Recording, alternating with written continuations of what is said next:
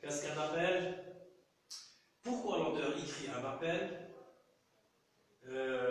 Quelles sont les parties d'un appel?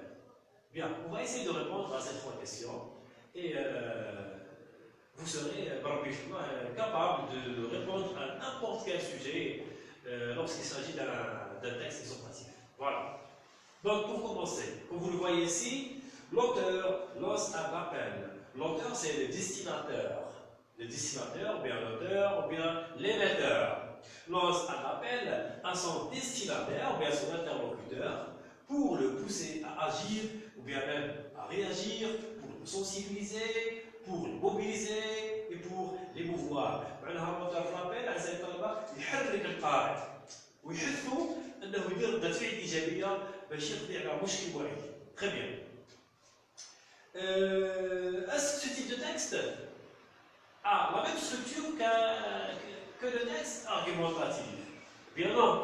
Comme vous le voyez, l'appel se compose de trois parties.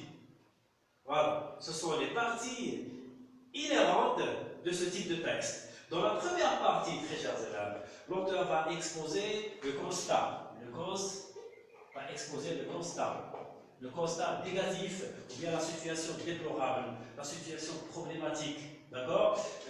En parlant par exemple de la violence, la drogue, ou bien la déperdition scolaire. Tout ce qui est relatif aux fléaux sociaux. Voilà. Ensuite, l'auteur procède directement vers la deuxième partie. Il y a la partie argumentative dans laquelle l'auteur va émettre l'idée de la nécessité d'un changement. Voilà. Changement. Le changement. Donc, il va utiliser des arguments, très chers élèves. Il va mettre des arguments ici. Ces arguments ont un rôle bien précis. D'accord? Lorsque l'interlocuteur ou bien le destinataire va lire ces arguments, il aura l'impression, d'accord, qu'il doit faire quelque chose pour résoudre ce problème. Voilà.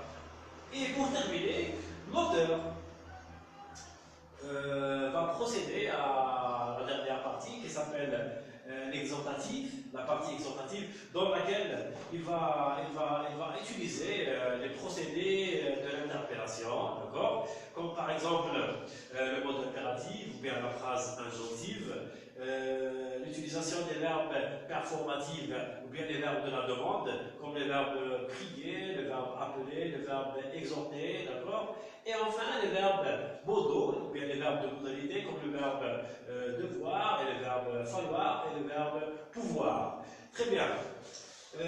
Sans oublier que l'auteur, dans cette partie, va essayer de se manifester d'une manière directe en employant le pronom je, bien le pronom nous, il utilise des figures de style, d'accord, des styles oratoires pour attirer l'attention de son interlocuteur et renforcer le contact bien sûr avec lui.